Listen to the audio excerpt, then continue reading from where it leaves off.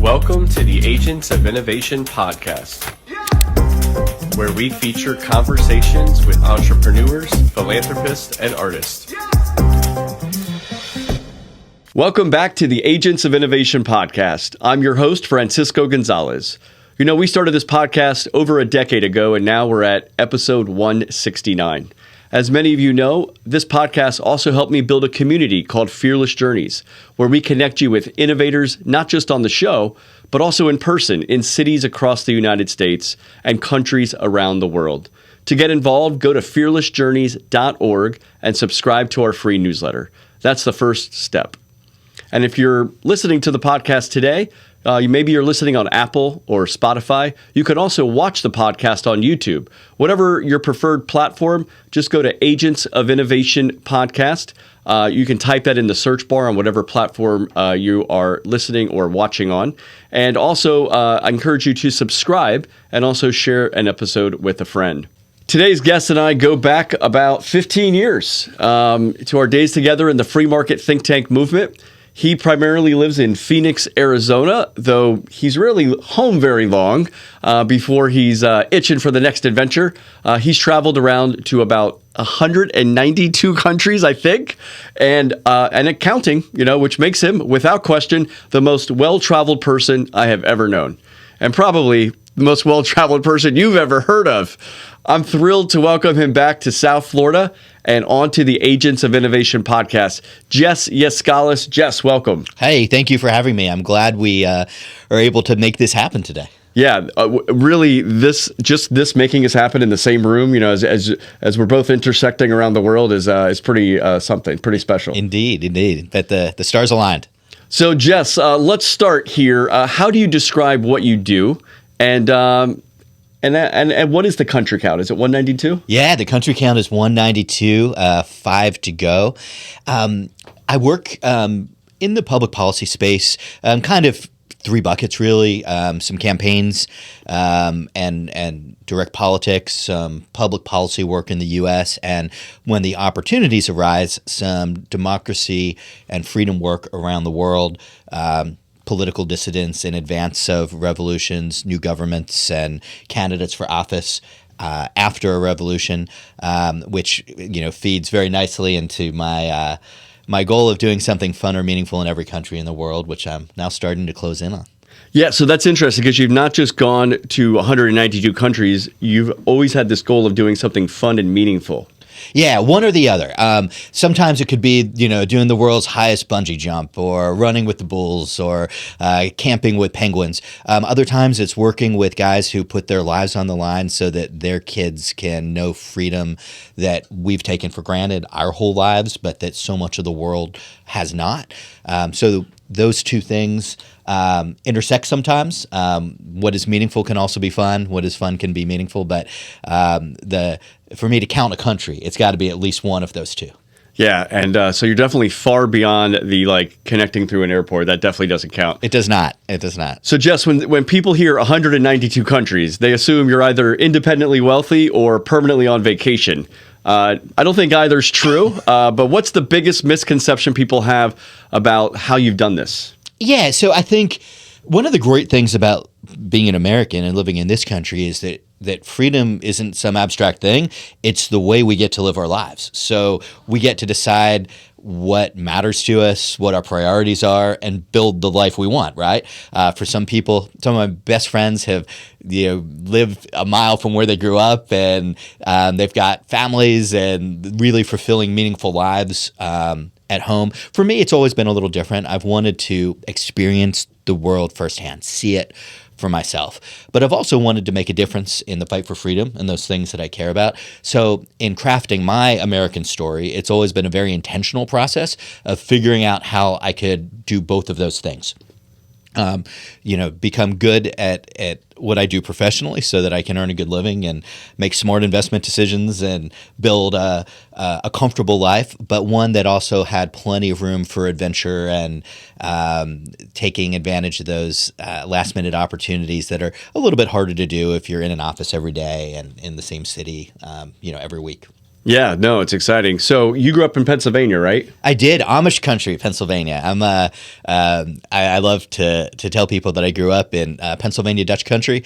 Wonderful family, fairly modest circumstances, but some of my best friends are the kids that I grew up with there. We're still on chats together every week, and I go back frequently. But I've lived in Arizona for the last, almost 30 years now. Wow. So take us back to your childhood in Pennsylvania. Where did the travel bug come from? Was there a first trip, a book, or a person who lit the fuse? Not so much that I can remember, but I do remember being 13 years old and having two great passions. One was this idea of the fight for freedom, wanting to not just be a spectator in the battle between, the individual and the collective, the idea of human beings having unlimited opportunity versus one in which the government would take care of us, but opportunity would be limited. But the other was this idea that I wanted to see and experience the world for myself. So my first trip, I was kind of a little bit of a rebel, I guess. I'd never been on a plane, but a friend of mine moved to London, and I got myself a passport and bought a ticket and went to visit them there. And it was during the school year, so I got in a little bit of trouble. But You were in high school, or? It was in high school. This was my sophomore year, I guess, or junior. So I really didn't start traveling when I was young. It happened later. But, kind of the usual trajectory for an American. You start off with, Europe and the Caribbean. An English-speaking country. Yeah, easy places. And in my 20s, I did a stint running the Hawaii Republican Party. And after that election cycle was over, a few of our team went over to Thailand together, kind of that entry-level country in Asia for most Americans. Thailand's easy and comfortable. But everywhere I went, the bucket list never got shorter. It always got longer because every experience you have, you realize there's something else you want to do after that. So that was really the beginning. That's awesome. So you had two passions early, travel and the freedom movement. Which came first, and when did you realize they could feed each other? Yeah, so they were always happening at the same time, but really independent of each other. I think that happens for a lot of us, right? Our life has compartments, and it happens in how we spend our time. It happens in our groups of friends, and we can have more than one passion, but they often don't intersect directly. But a friend of mine in Arizona, a former member of Congress, had been the chairman of the Foreign Ops Subcommittee to Appropriations. So one of the cardinals of Congress who controlled funding. And because all of the foreign aid runs through that subcommittee, he was well-traveled and knew a lot of leaders around the world. And we always compared country counts when we were together. And he pinged me once to say, hey, I'm on the board of a group that helps to advance democracy around the world. When you're off traveling in some of these exotic places, would you be willing to sit down with some folks who are on the front lines of the fight for freedom and working to advance the things that we all believe in? And I said, my goodness, of course, I would love to do that. But as often happens in big organizations, some time went by. I think I'd sent them a bio at their request, and then nothing happened until maybe a year or two later, and I got this call out of nowhere. I think I was traveling in Moscow, and I got this message saying, hey, calling from IRI, we've got this project in Myanmar. Would you be willing to come and spend some time with some leaders of the NLD, which was Aung San Suu Kyi's party in Burma. She was still under house arrest, but there was a possibility she'd be released. And the party, if they chose to participate in upcoming elections, which was not a sure thing, was going to have to compete for the first time in over a decade. So I said, yeah, I'd love to do it. When? And they said, next week. So I had to fly from Moscow back to the U.S. I think I had 12 hours to change suitcases, jump on another plane to Bangkok. We couldn't get into the country because the generals were still in control, and it was dangerous for democracy activists. So I flew into Bangkok. We took a bus, a small van up into the mountains on the border, and then 5 leaders of the NLD in exile came over from Chiang Mai, and 5 leaders of the dissident community came across the river, and we met in this house with blankets nailed to the windows, and it was my first taste of what it could feel like to work with people who literally show you the scars of where they'd been tortured, the scars of the bullets from where they had been shot, and these guys were young; they were in their 20s. How old were you then?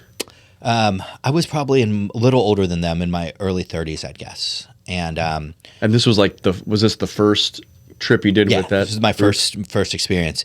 And we drove around, like we were sitting in the back of a pickup truck driving through these dark country roads. And I asked him, like I had known that the guy I was talking to had been in a prison and forced labor camp for a long time.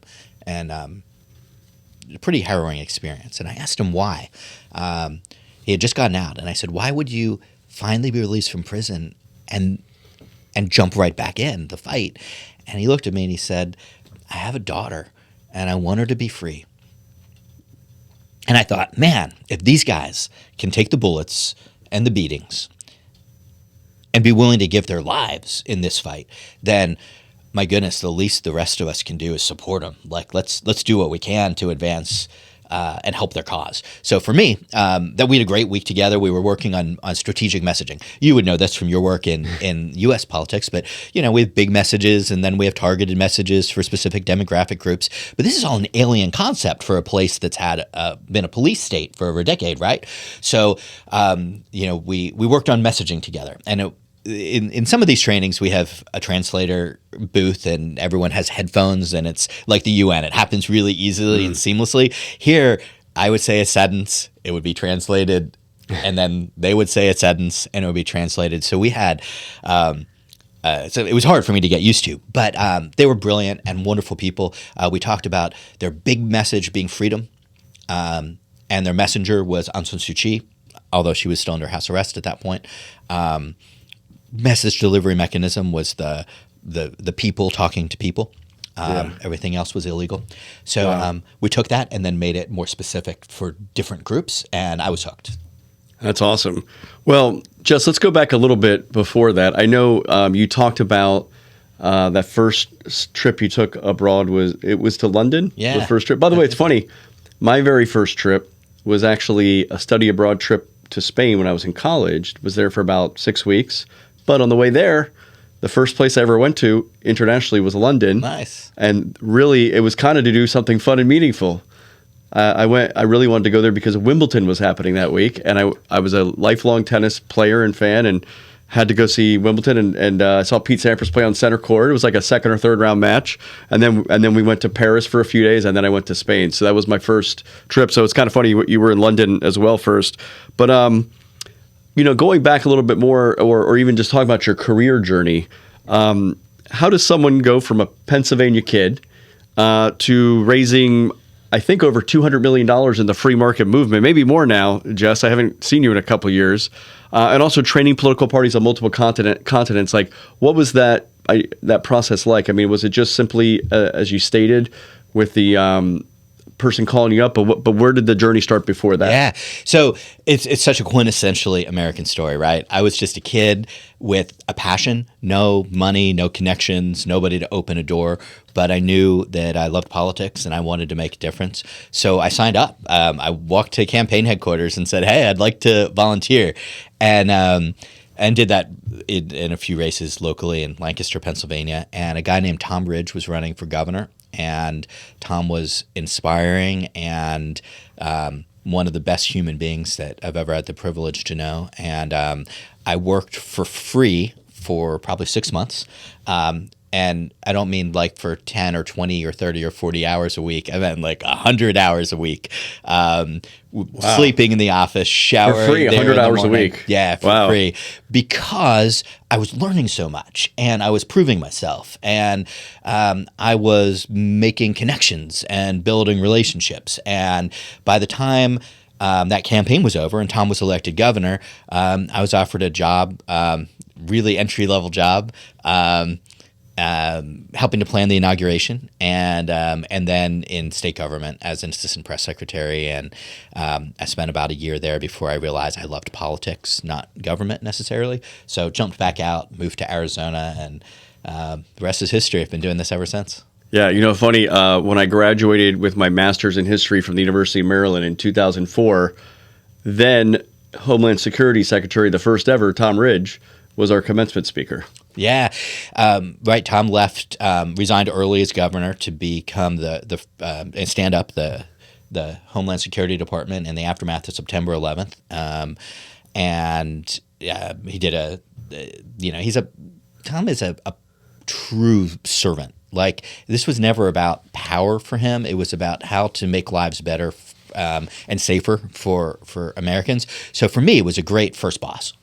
Yeah. I was the kind of person who sets the right tone, always behaves with integrity, cares about people, was kind, and I think was a great role model for me to show that you can achieve big things without losing what makes you a good person. And so I aspire to follow his example. That's great. So, Jess, fundraising and democracy training seem like they are different skill sets. But what's the common thread, and what are you actually good at that make both work? That's an interesting question. So I never planned to raise money. It happened by accident. After a couple of years working as the political director for the Republican Party in Arizona, the RNC recruited me to be the executive director for the party in Hawaii. I was in my middle 20s, I think 26. And Hawaii is a tough state for Republicans. It's a place where I think we had 2 Republican senators. It is not a lot of Republicans in Hawaii, but we had a chance to elect a Republican governor. So they sent me out there. I built a team of young, everyone younger than me, and I was 26. And we hustled. But one of the things we had to do, that I had to do because no one else was going to do it for me, was to raise money. So I just jumped right in. And you understand from fundraising, you're looking for people who care about a cause, have the capacity to make a difference, and you can reach through some kind of connection. So I just started doing that, and some of them were local millionaires, some of them were billionaires on the mainland, and I was a precocious 26-year-old saying, hey, you should pay attention to Hawaii, here's why. So we raised a lot more money than anyone ever had before. It got folks' attention in Washington, and all of my job offers when I left Hawaii were finance related. I thought I was going to run campaigns, maybe do an RNC staff gig, but it was all the skill set that was in demand. The thing that was hard to find were people who could raise money, who could build relationships with major donors, and it was something that I loved, and Hawaii proved that I was at least passably good at. So my next gig after that was at the National Republican Senatorial Committee, helping competitive senators in an election cycle where the majority was at risk, raise the money they needed to win. And I started my own company not long after that. What I love about it, and this is true to get to your question of the international stuff as well, is that you meet some of the most extraordinary people in the world. There's no category of people in America more maligned right now than major donors to both political parties. And it infuriates me, because if you got to know these guys, you would realize they're some of the best human beings you could ever meet. Many of them have become good friends. A woman named Randy Kendrick in Arizona, who owns the Arizona Diamondbacks baseball team, is a partner in so many things that I do. We were finance co-chairs together in Arizona for Marco Rubio. We've raised millions of dollars for free market causes.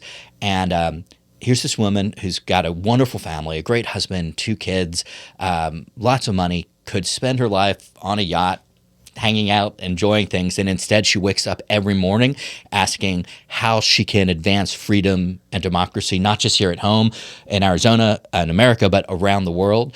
And then puts her, not just resources, but her mind and her energy and her intellect behind it. And she's not alone. You know these people as well. They're all over the country.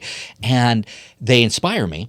And they make me want to be good stewards of the resources they invest. They make me want to help them figure out how they can make their investments pay bigger dividends, and the dividends they want are a more free society, more opportunity for all of us to work and compete and succeed or fail on our merits, which is what made America great in the first place.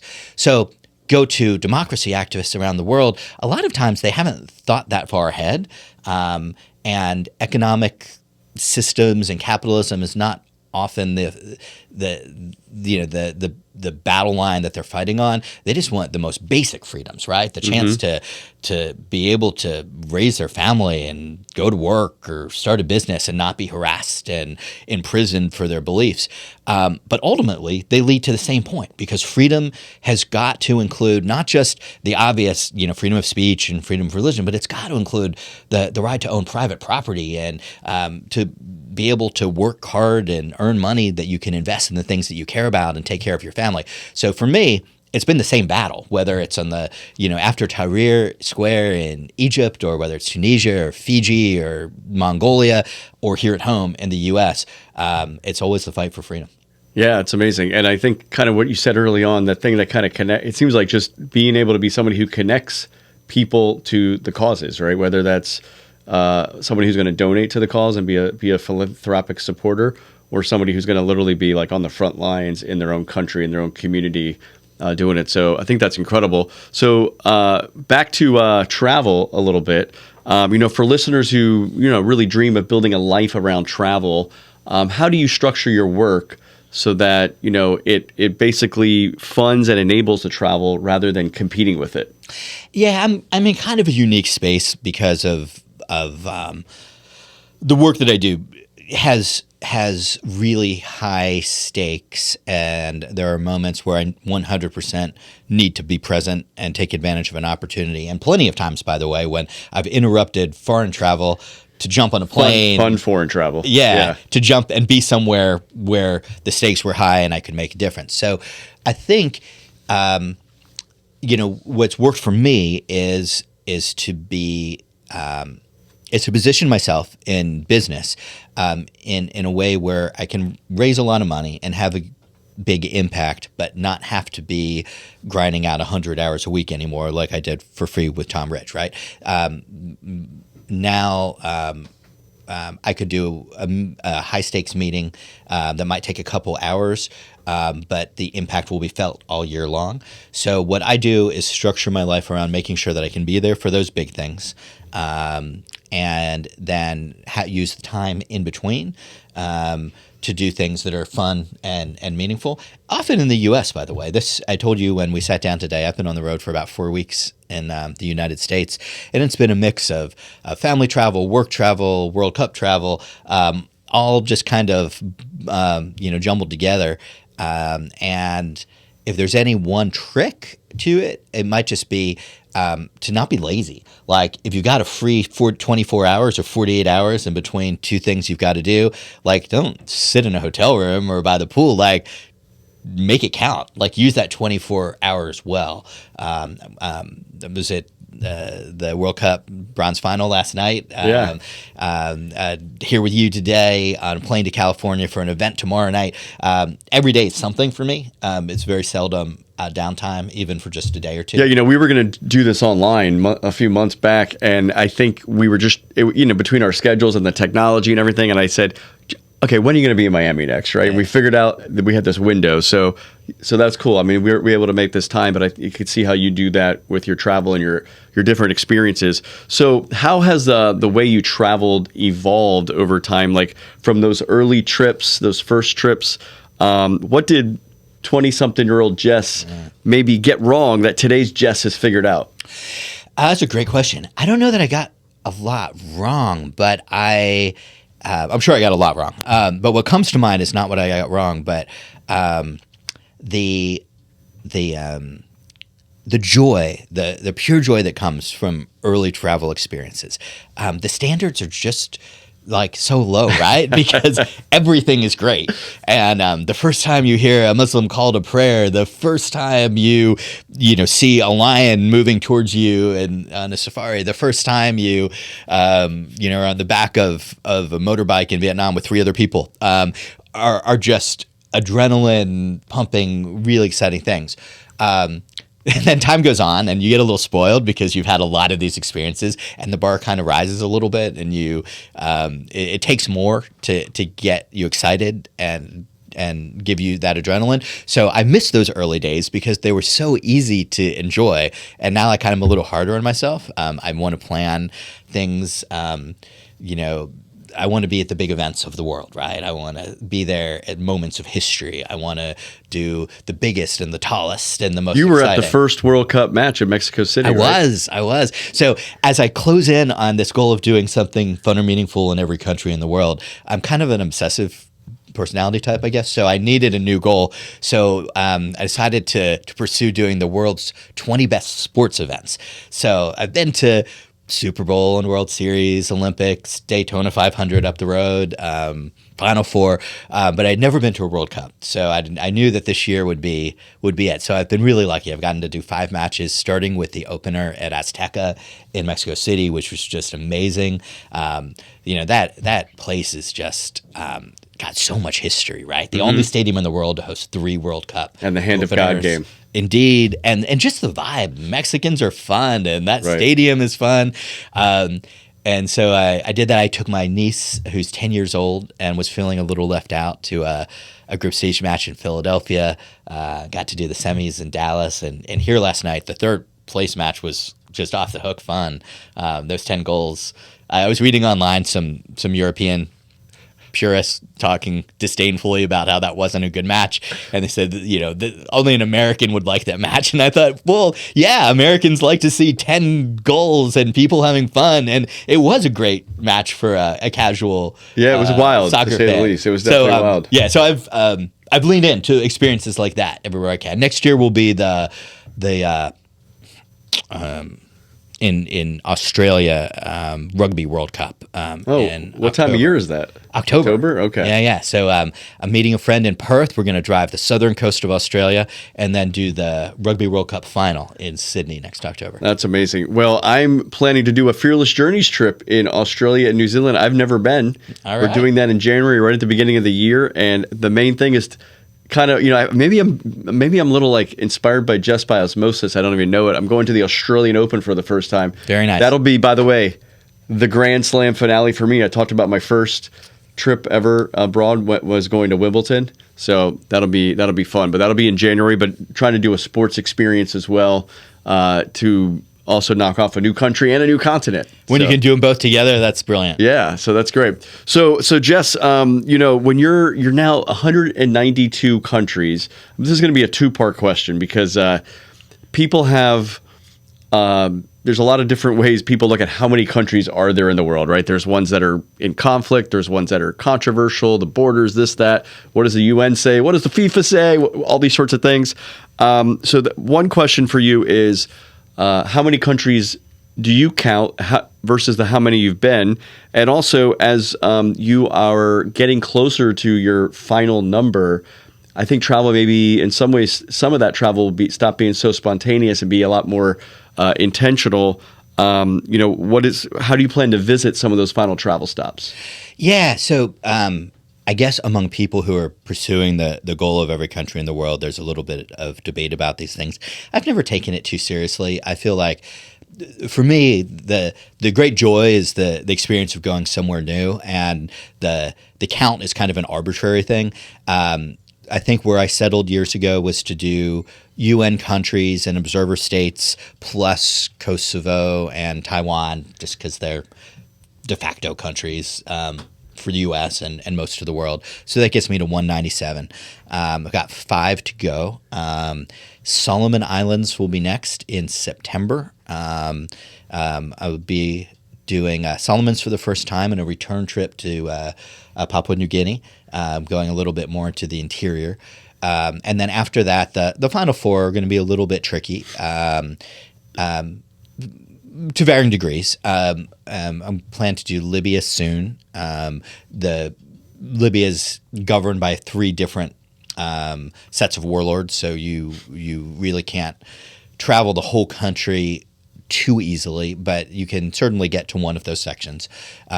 Venezuela, assuming that all continues to at least stand as it is today and hopefully get better, because ultimately we should have freedom for the Venezuelan people. And, not to mention they just suffered that horrible earthquake. Yeah. So I love that Maduro is gone, and I'm glad that I trust Marco Rubio to advance democracy in Venezuela everywhere we can. But I'm anxious, as many Venezuelans are, for elections and some real freedom and democracy. Yeah, every Uber driver in Miami is anxious. Yeah, they're all Venezuelan. And we know who will win that election when it is held. Right. So we just need to allow her to get back and allow the people to vote. So I hope to go to Venezuela soon. And then the last 2 for me, the hard ones, are going to be Iran and North Korea. They'll be hard for any traveler right now, but because of the work that I've done in the democracy space, I'm just kind of a little bit of a good candidate for unjust detention. I could be arrested and charged. So you might be paused with a couple waiting in the bank. So maybe I can get from 38 to 193 or something before you close in on the end. I'm just kidding. I hope you do, man. There's no way heck I'm ever getting to that many countries. So I will just live vicariously through you. Other people tell me they live vicariously through me. I always say, why live vicariously when you could just come along in like a Fearless Journeys adventure, right? You do a lot of these places. Like, how do you approach places? I mean, these last couple, right? North Korea and Iran. I mean, these are terrorist states, basically. But there have maybe been some of these other ones that are kind of a little more gray areas, where maybe our own government tells Americans not to visit or be very wary of visiting. How do you approach some of those countries? Sure. Sometimes those trips have been on democracy missions, and fortunately, there are very good people who take care of me well in those spaces. Baghdad. During the transition period was still very difficult, but the security protocols were intense. They moved me in 3 armored SUVs. There were guys with AKs everywhere I went. I was in body armor, Kevlar, from the airport into the city.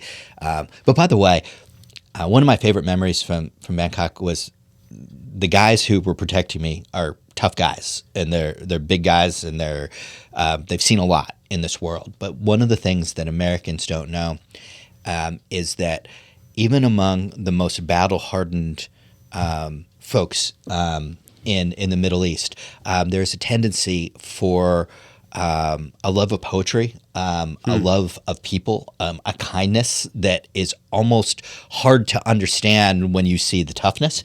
But there's one picture that captured that for me, and it was at the end of my trip. I was there training candidates running for parliament in Egypt, and I wanted a picture with the guys who had protected me. So we were inside the compound. It was secure, and the translator said, "Hey, would you do a picture with Jess?" So they're with their guns, and I'm in my vest because I'm out to go to the airport.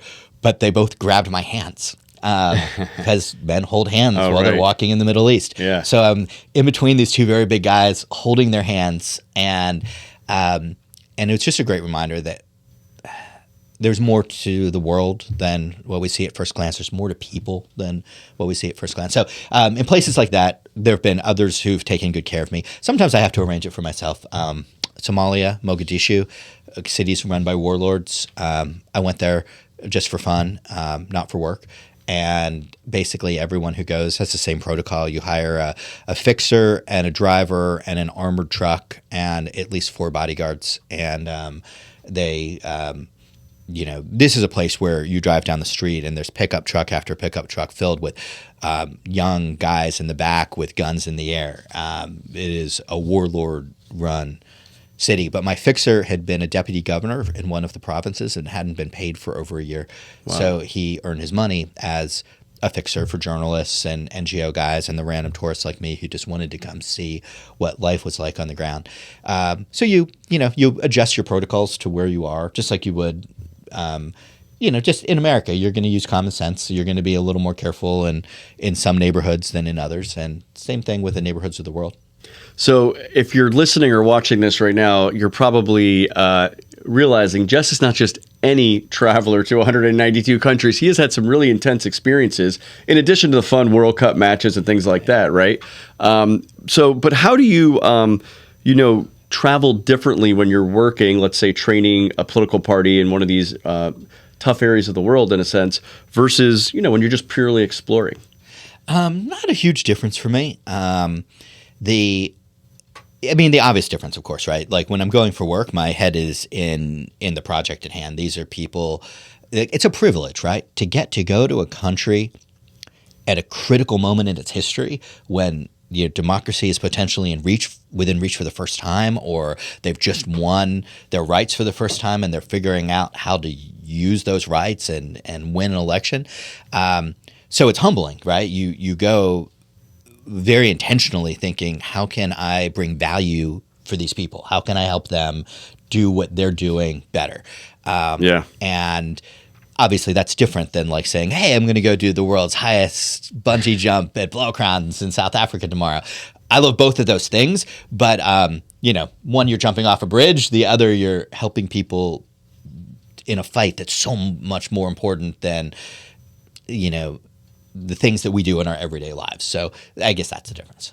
Well, both, you really have to have a fearless mindset for both, just in different ways, right? Yeah. And I'm happy to do one of those things in the morning and another in the afternoon. Like my best days bring those worlds together. Yeah, the fact that you're still sitting here is almost surprising. You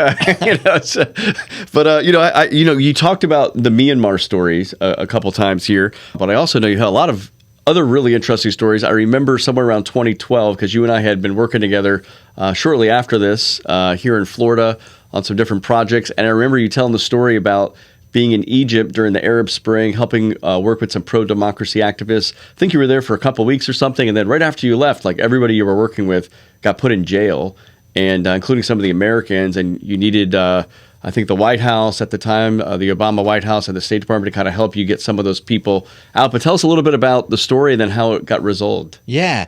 So Egypt was really my first substantial deployment in this space. It was the year of the Egyptian Revolution, and I spent probably 7 weeks there between February and November, mostly training candidates for Parliament and their campaign managers. We do these 3-day sessions, and it was really, really fulfilling for a lot of reasons. I'll answer your question, but my favorite part of that experience was a guy who, in the early days of doing these 3-day training sessions, I'd pass around a microphone and the guys would stand up and usually be very warm and say, "Welcome to Egypt. We're anxious to learn."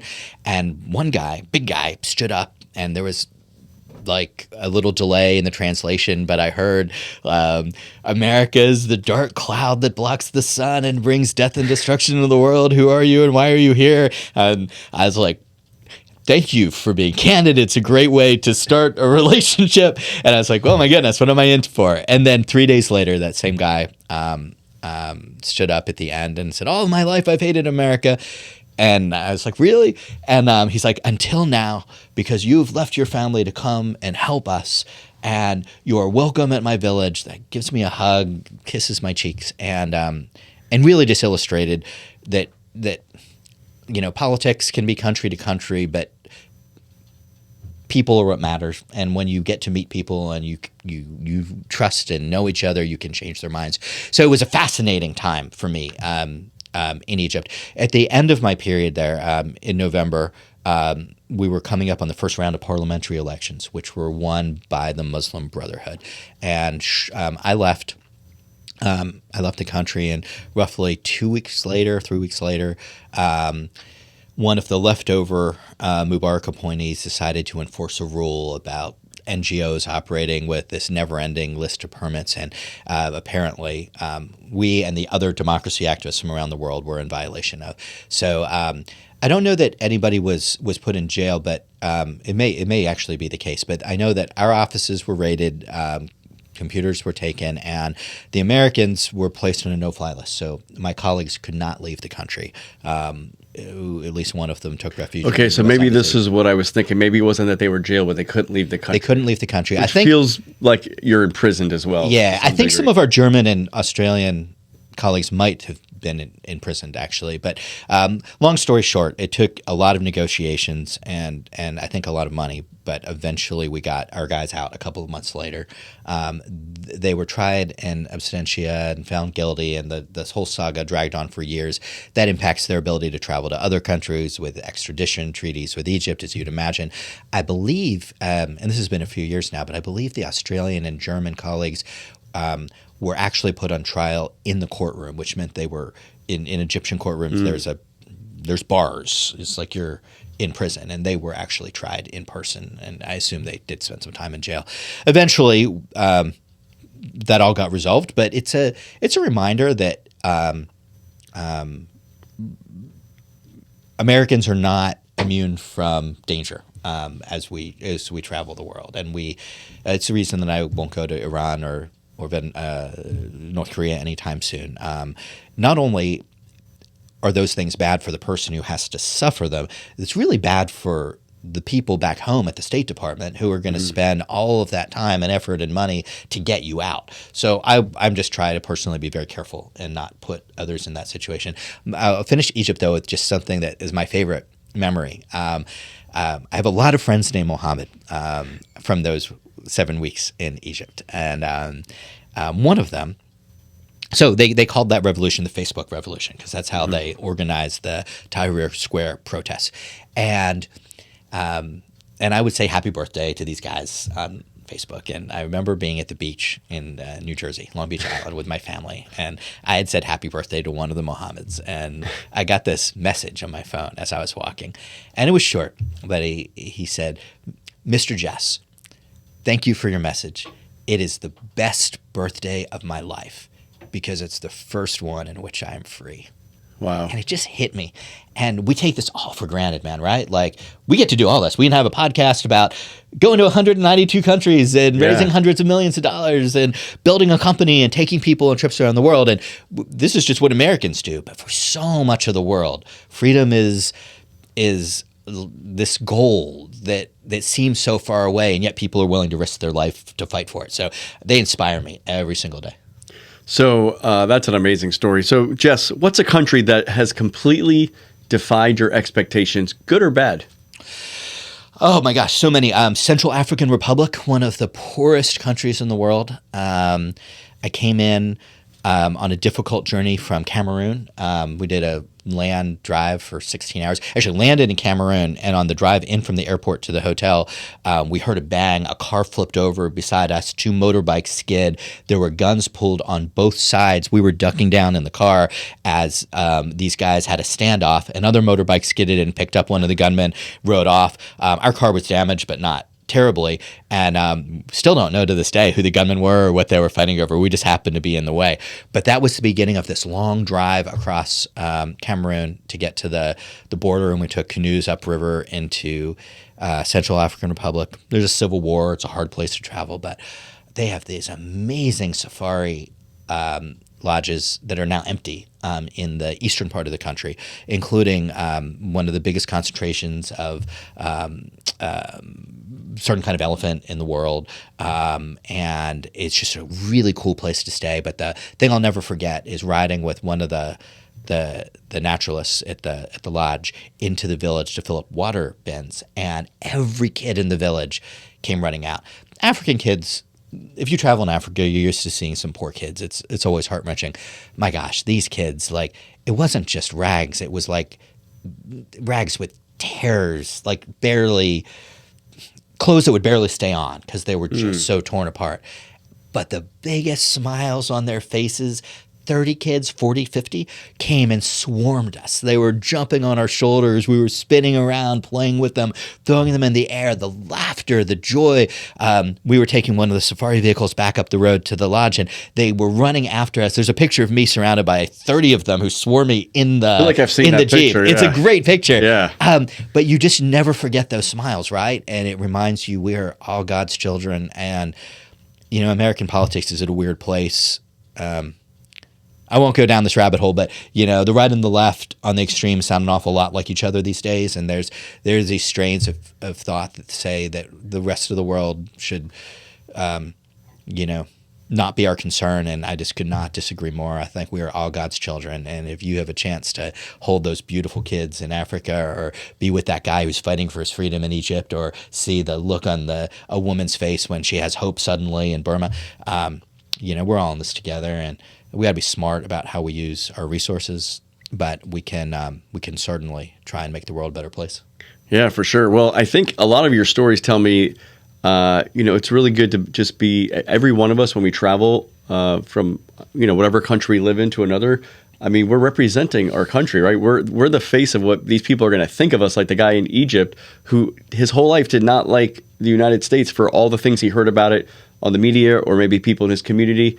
But after spending a few days with you, like you were the greatest diplomat for the United States for that man.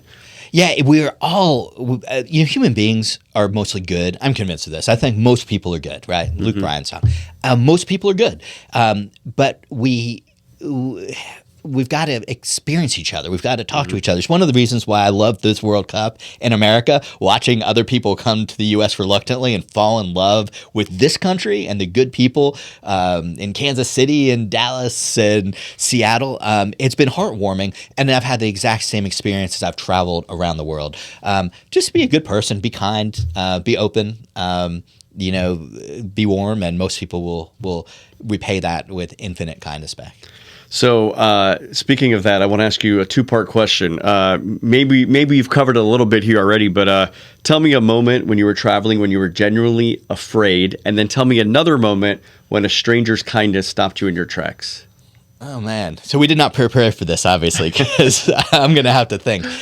So the Scariest was not even a hard country. It was just a random experience in Brazil. I was coming back on a purely personal fun trip, coming back from a club in the middle of the night, early in the morning, after being out in Rio, and some federales had set up a roadblock at a narrow spot on the road, and I was sharing a car with people I didn't know, and apparently the federales had been tipped off that those guys might have some things on their possession that they shouldn't, and that ended up being the case. But I was caught just in the net. They threw us on the ground, middle of the night, guns pointed at our heads.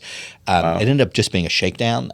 They wanted money, so the one of the guys took the person I didn't know in the car off to an ATM machine, got some cash, came back. They were paid. They sent us on our way. But there was a good hour and a half where I thought I might end up as a victim of something that I was not equipped to deal with and had no knowledge of at all.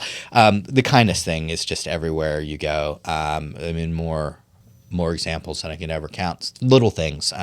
Crossing the border from Israel to Jordan many years ago, I had only large bills of Jordan money, and I needed some change. And I tried to get it at a shop, and the shopkeeper was like, no, we don't have change. And I was annoyed because I thought he was making me buy something. So I went and got my bottle of water or whatever it was and said, fine. And he said, no, I'm sorry, we don't have change, but you're thirsty, keep the water. And he was just being nice, and it reminded me you're thirsty and you're in the desert. Keep the water. To assume good intentions, right? It's one thing we should do more in America too, especially in an era of divided politics. Start out by assuming good intentions. Most people are good. Sometimes they prove you wrong, but so many nice people. Very poor people offering you food, people offering to pray with you, people inviting you into their home, which happens so often around the world. It's really it fills you up, right? It gives you so much joy, and it makes you just feel like you're lucky and blessed to be there. Yeah. So, Jess, in all your travels, is there a meal, a night, a conversation that you wish you could relive tomorrow? I'm guessing not the night in Brazil. Yeah, that was a hard one. Again, so many. I was trekking in Tajikistan a couple years ago with two guys from London who ended up becoming really good friends, which is harder as we get older, right? I think a lot of people in their make lots and lots of friends in their teenage years and 20s and 30s, and then 40s and 50s come, and it's just you have fewer opportunities to spend time with existing friends, much less cultivate and really get to know new people. And we were traveling together, trekking all day and having these awful meals together at night around campfires for a couple of weeks. And genuinely, I think, became good friends. And I was watching England play last night, so I was texting and WhatsApping with one of these guys. And when I was at the Olympics in Paris 2 years ago, there were no flights out of Paris the morning after the closing ceremony, so I took the train over the Channel and had dinner with these guys in London, and one of them was dating an American girl. We meet up in New York, and it's not just the dinner, it's everything that comes after. It's the chance to make new friends and not see them often, but connect every once in a while when their team is playing at the World Cup and you're there to watch, when you're both in the same city and you meet up for a meal. And I think that's one of the things that I love most about travel. It's not one and done. You build these relationships that last. There's guys who I met 30 years ago and still stay in touch with. First it was email and then text and then social media. And there's a guy who I've seen 3 times in my life over the span of 20 years, but we consider each other friends, and I love that. It's interesting. I love that as well. And I think being able to have all these friends and connections in different cities, different countries around the world, it's really cool. And to stay in touch with them, even when you're not there, right? But also something I found, and I don't know if you shared this, but because I've been to so many countries, now 38, not quite 192, but I've also, some of the countries, first of all, I should say for both of us, I know you 192, but you've been to many of them multiple times, right? Yeah. You go back to certain ones a lot, especially ones you like. You want to go and explore a little deeper, like you said you're going to do in Papua New Guinea pretty soon. But also when I meet somebody, especially in Miami, it's such an international city, and they say, oh, they're from Colombia. I can immediately recount the experiences I've had in Colombia. Oh, I've been to Bogota and Medellin. I start telling them about this or that, or you go deeper with it's like you immediately have a connection with somebody about their homeland. And you could talk about it. 100%. And the more obscure places you go, the more meaningful that phenomenon is.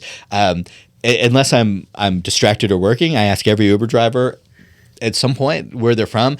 And if it's a place where a fair number of Americans been, it gets a smile. If it's a place where nobody's been, if they say I'm from Congo and you say, DRC, I was in Goma, they light up, right? Because it's this connection to a place where there's not a lot of visitors, and to be able to have that shared experience of what it's like to be in their homeland is a really, really cool thing.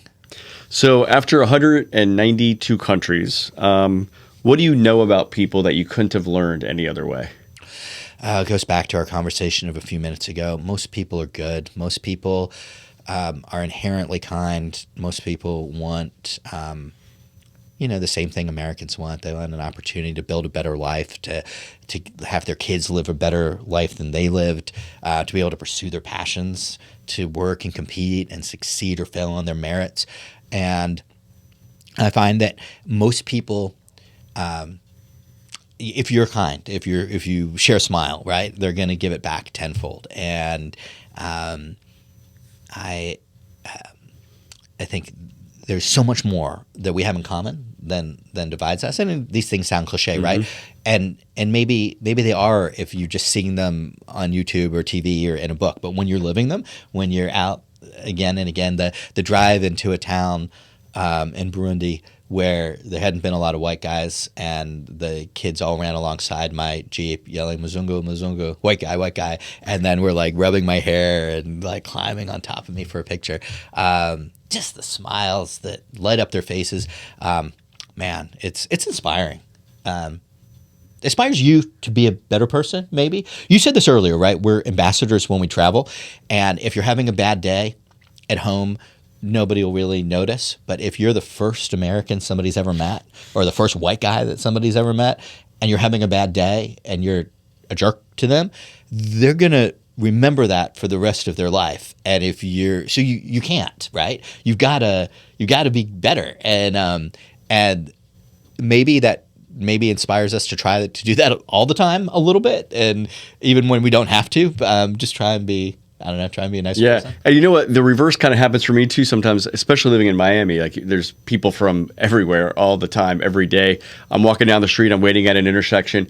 I'll actually pause and ask somebody, where are you from? What are you doing here?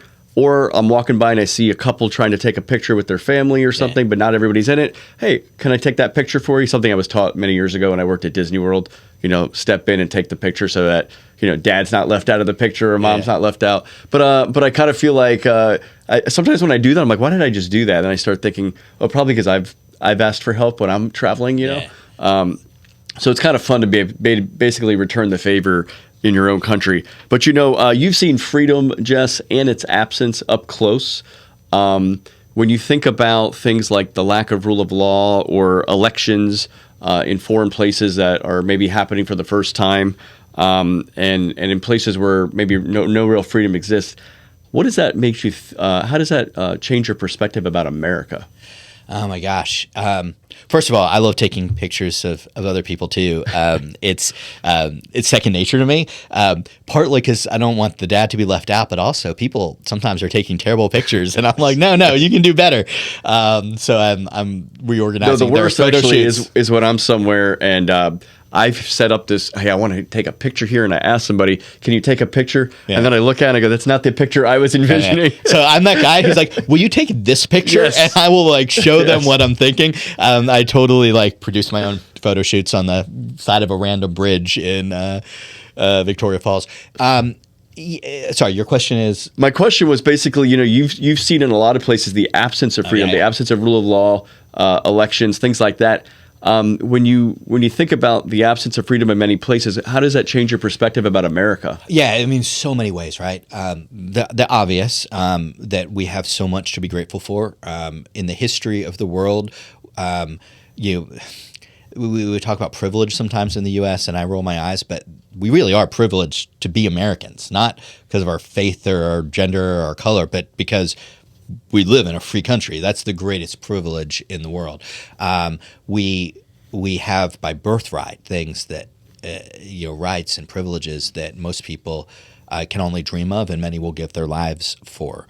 But it frustrates me sometimes to see how little regard some of our fellow Americans have for those things that we should be really, really mindful of and grateful for. We see this on both sides of the political spectrum a little bit. We're in an era where to win elections, it seems like it's become popular to talk about how bad things are in America and how terrible the system is and the deck is stacked and everything's rigged. And obviously, there's room to improve, and we should always do better. But let's remember, guys, we're 5% of the world's population with a third of the world's wealth. This is the place where the best and the brightest kids from every corner of the earth want to come and live and compete because they can live in a land of freedom, raise their families, and the sky is the limit in terms of achievement and opportunity. And I think we should never forget that while we have problems and we need to work to solve them, we are blessed beyond measure to live in America, and not a day should go by where we don't feel grateful for it. Yeah, absolutely agree. I think the more I travel, the more I come back and I tell people this is the greatest country in the world. I mean, it's just no question. It's where everybody's trying to get to as well. Not everybody, but a lot of people are trying to get to. And I think I saw something recently that said something like it said your percentage chance of being born in America was like something like 3%, or living in America was like 3%. And I said, wow, that's like, and then to think about the percentage chance of living here, like in this time period, now, right? It's incredible. I mean, we're also the most innovative, a lot of technology, things like that. On the flip side, there's a lot of people that have a lot of problems in America, right? And maybe there's anxiety and depression, all these sorts of things. And you go to these other poorest of the poor African village, like you shared earlier, where these kids, they see in their faces light up and they're so happy. I've seen this in poor villages in Guatemala, right? The kids are just, there's so much joy. Even in Cuba, where there's communism, and I mean, some of the most joyous people I ever met. Yeah. Right. And I was like, these people are so fulfilled, it seems like, and they don't have anything. Yeah. And you kind of see that contrast when you hear sometimes. I think that's absolutely true. It's a dangerous thing, I think, for a culture to reach a point where the algorithms on our phone have monetized grievance and disappointment and frustration. So it becomes this cycle that's hard to break, right? People on both the left and the right make money by telling people how mad they should be and how bad things are and blaming someone. This is not just one side of the political spectrum, right? Some people blame the immigrants, some people blame the Jews, some people blame the black people, some people blame the billionaires, but they want to blame someone for something that's bad without stopping to think, first of all, how good we have it. Even the hardest circumstances in America are better than a lot of the places where I've spent a lot of time around the world, and it's not even close. But we also live in a system where we can write our own path, right? We can change our circumstances. We all know Americans who started with very little, who have worked hard and achieved their dream. And that dream will be different for different people, and that's the beauty of America. Some people dream of $1 billion and a private jet. Some dream of a little house and a wife and a couple kids who are safe and healthy and secure. All of that is within reach in a land of freedom. But I do think there's a danger in allowing this rhetoric to take root that says that no matter how good we have it, it's not good enough, and we should always look to somebody who has more than us as our enemy or the oppressor or somebody who is making their life harder. The reality is, every time there's a new billionaire created in America, it creates, on average, thousands of new millionaires and hundreds of thousands of people with jobs and opportunities. Like it's what drives this culture, and we should celebrate success, right? I tell myself, but I tell kids too. Like, you see somebody who's achieved great things, like, don't be jealous, be inspired. Like, you can do that too. Yeah, exactly. So, Jess, one thing I want to be honest with our audience about is I think both you and I are both single guys. We don't have any kids, and some people might look at us and say, "Oh, yeah, all that travel. Of course, it must be easy to do when you're single and you don't have any kids." But then I also look at my own brother, who's he's pretty well traveled on. He's probably got 15, 20 countries on him. He's married. He has 2 kids that are about 8 and 6. Those kids are already up to like 7 or 8 countries each. I never visited my first international country till I was 22. Yeah. So I think, man, these kids are way ahead of me. Anyway, my brother has done a good job, at least when they can, working in some international trips and other travel as well. So I do see that it can be done. But anyway, in all your travels, you must have met families that do this too. What have you seen, and what would you say to parents who assume that this kind of life is closed off to them? Yeah, it's such a great question. I think for me, just my path has always been really intentional. Like there's a lot of things that were compelling to me. Having a family was one of them, but not as compelling as the things we've been talking about. The fight for freedom. I live a life that's home 5 days a month, and I'm on the road 25. It'd be a terrible father. I can be a really good uncle. I told you are a great uncle. Yes, my niece is 10, and she's hung out with President Bush and has pictures at the Christmas party, and she's learned to surf in Hawaii. And we were just at the World Cup, and my nephew Lucas playing football with Marco Rubio at my house in Arizona, and has been at the Olympics in Paris. So I get to be the fun uncle who takes them out to experience the world in ways they might not otherwise be able to. And my goal is always to make them feel like they are no better than anyone else, but as good as anyone they ever meet. They can fit in anywhere, with presidents, with celebrities, with poor kids in Africa, whatever it is. Obviously, this is a lot harder if you've got kids. It's one of the reasons that I made the decisions I made to prioritize the things that I find most fulfilling and meaningful. When I do travel with kids, it's harder, and it's obviously it's much more expensive. You have to be a lot more careful about how you move and where you go. But as you said, there are so many people out there with kids traveling full time around the world, and you see the impact of being not just in pretty cities in Europe, but being in hard places. And when you're a kid and you get to see what life is like for an orphan in East Africa, or you see what life is like for a beggar in India, it changes your whole perspective. To the conversation we just had about being grateful for life in America, my God, I mean, what better way for a kid to understand the blessings of freedom and prosperity in the United States than to see what life is like for most of the people in this world? Guarantee you they're less likely to whine about inequality in the United States. Well, I always love maybe a story or so when I see what my now 8-year-old niece maybe complaining about something mom or dad served for dinner, and I looked at her and I was like, how many kids in Guatemala would love that for dinner right now? Yeah. And it really does change your perspective when you travel, and kids have a very small view of the world. It's the little world they live in their house. But I will say for them, they have gotten out. They have to try new foods in different places and that may not fit to what their typical meal plan is at home. And I would say, like, any travel is good for kids, but the best travel, I think, and I'm trying to do this more with my own nieces and nephew. I wish I would have thought of this sooner, but I've done trips. I've spent time at orphanages in Haiti and in Kenya and Uganda. I wish I had taken the kids there when they were younger. Not to see how poor these people are, but to see how joyful these people are. I want them to play with those kids and make friends and realize that your worth in this world is not dependent on where you were born or your how many wealth. Toys you have. Right, the stuff. It's there are bigger and more important things. And I think if you give a kid that opportunity when they're young, you're really setting them up well in life. Okay, Jess, just a couple last questions here. We talked about what's left on the list, right? In some of these countries, but which ones keep you up at night, logistically or otherwise? Of the ones remaining? Yeah. I mean, North Korea and Iran are going to be a long way off. I think we're probably going to need some regime change, if not some change in international relationships.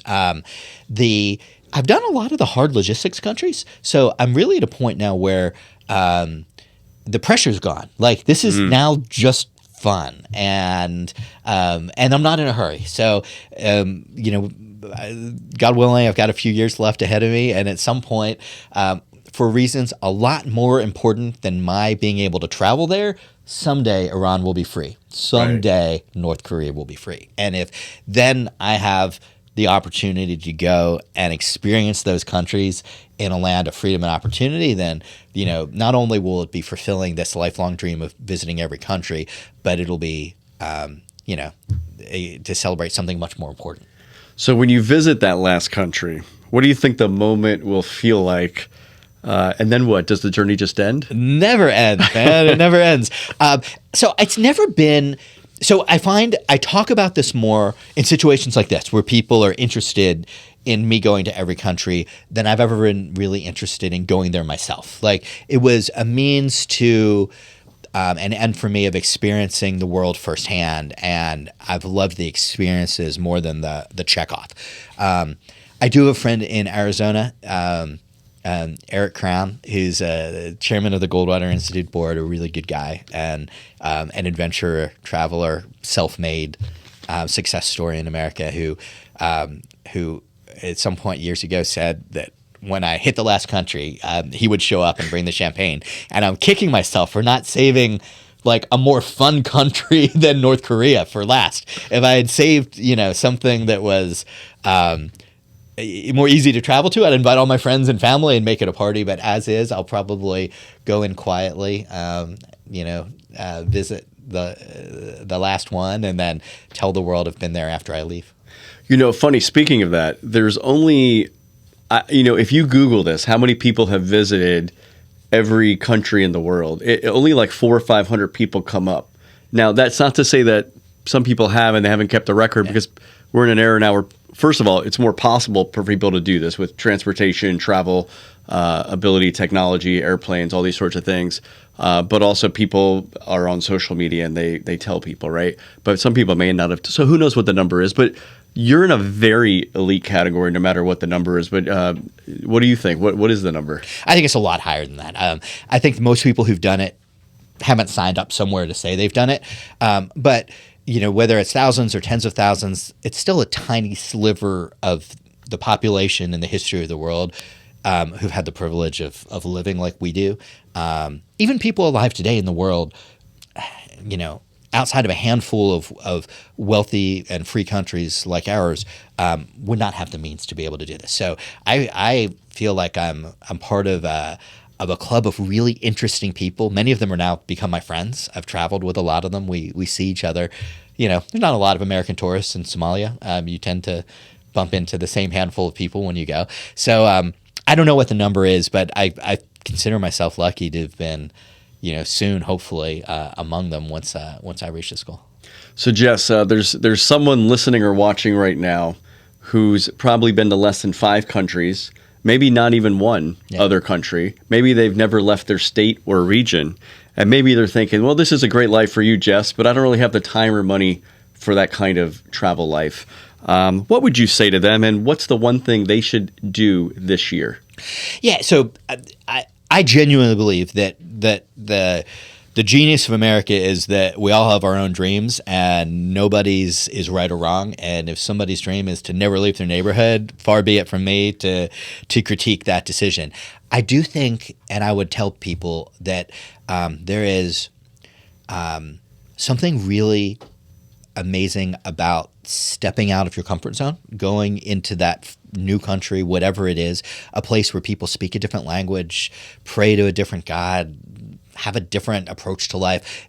Go to Pakistan where 22 people will live in a little house and roll up their mats on the living room floor and eat their breakfast in the same place they'd slept, and they're happy and kind and good. And then I could go on and on, right? When you see these things, it changes your perspective and it opens your mind. It gives you, it inspires you. It makes you in some ways more bold and fearless, as your company likes to embrace. In other ways, it makes you more kind and more thoughtful, a little more humble. There's great humility in seeing how big the world is and how people live good lives different ways. And so I would encourage everybody to take a little step. One of my best friends' sons is his early 20s, and we were just together. We spend a 4th of July together, a group of families every year in Stone Harbor. And he's living in New England now. He doesn't have a passport. And so, the deal is Jason, get your passport, cross the border to Montreal, just have a fun weekend. City too. It's a great city. And he's not really into travel, but he's okay, maybe I'll do that. And that's it for all of us, right? Is find that one thing, that place. Don't go to Mogadishu tomorrow if you don't have a passport, right? It's not going to be a good experience. But cross the border to Canada. Go to London, like you and I both did. Barcelona was my first Spanish city. It's amazing. Go the other way to Thailand or Fiji, where I've had the privilege to work. It's an amazing country. There's just so much good and fun and interesting experiences out there. I think we should take advantage of the privilege to be in this country at this time in the history of the world with such an abundance of opportunity and wealth. And it's so easy to travel. Take advantage of it. Yeah, and Jess, speaking of some of the things you do, one of the things I love is at the end of every year, maybe around Thanksgiving or something, you go back to Pennsylvania, spend time with family, because I know sometimes you post pictures, but the biggest thing is I get right before Christmas every year. I'm privileged to be on your Christmas card list, but it's not a traditional Christmas card. It is a full calendar of your different photos you've taken. I assume you've taken them. Yeah. And they're really great photos. You're not in any of them that I can recall. You have pictures of people and animals and mountainsides, and it's beautiful. And I use it every year, the new calendar. It's great. And it's really. And then you also do a little, I think, 1 or 2 page reflection about your year in different places. So it's really the most anticipated Christmas calendar gift or whatever, I guess you could say, that I get. So it's really cool. But tell me, like, what led to that process of you doing that? Thank you. I'm glad you appreciate it, man. It's a pleasure for me to do. All these cool experiences in these places. I'm kind of an amateur photographer. I'm not. My skills are pretty low, but I'm in amazing places, and I get to see amazing things so often that I try to capture them, right? And to be able to share that at the end of every year with family and friends it's just been really cool for me. I started it maybe 20 years ago. It's now become a tradition. I need to figure out the future of this tradition because it's now costing about the price of a used car every year to send this to so many friends and family. But but I love to do it because it's the world as I've experienced it in the last 12 months. They're all pictures that I've taken, of a kid that I met, or the cover of this year's calendar I already know is going to be a very old man in his 90s in Equatorial Guinea, and he was wonderful. And when you see this picture, you'll understand what an impression he made on me. So to be able to take those shots that I was able to take and then share them with people that I care about, it's just really fun for me. Yeah, well, thanks for sharing it. It's really fantastic. So, Jess, speaking of this has been fantastic. And before we go, if there's somebody listening or watching that wants to find you or connect with you, I know you're tough. It's tough to find you sometimes. It's like, where's Waldo over here? But how can they best do that? Yeah, social media is great for that, right? Facebook and Instagram, both Yescalis on both. And I love to connect with people, and it this probably, right? Like you never know when you're going to end up in the same small city or same part of the world with somebody that you've encountered before. And I love those times where you just did this, I think, at the World Cup. You saw somebody was nearby and you went and you connected with them. And I love doing this too. So let's connect on social media. And if we're ever in the same place at the same time, it would be fun to say hi. And one day, not only do I want to get you on a Fearless Journeys trip, I want you to be like the guy that we all like follow on a Fearless Journeys trip. So maybe we can find a way to do that. And I just want to thank our audience for listening and watching to this. Like I said, make sure you like this episode, you subscribe it, you subscribe to the podcast, and also share it with a friend. And again, go to fearlessjourneys.org if you want to learn about how to join us in person, and also join our free newsletter. But really, Jess, I just want to thank you also for being on the Agents of Innovation podcast and for being an agent of innovation. Thank you for having me. This has been great, and I love watching your travels and adventures and following along, and see you living your best life, man. So keep it up. Well, thank you. It's funny. Sometimes people that know each other, know both of us, they say, "Are you on the Jess Yescalis path?" So I'm just. I get the same in the other direction. Trying to just be. I am inspired by you, and I think you learn from other travelers, and you learn from other people that you surround yourself with. So trying to take those same experiences you do, and maybe just be inspired to do my own thing too. So, but yeah, thank you again for being on the Agents of Innovation podcast. Thanks for having me.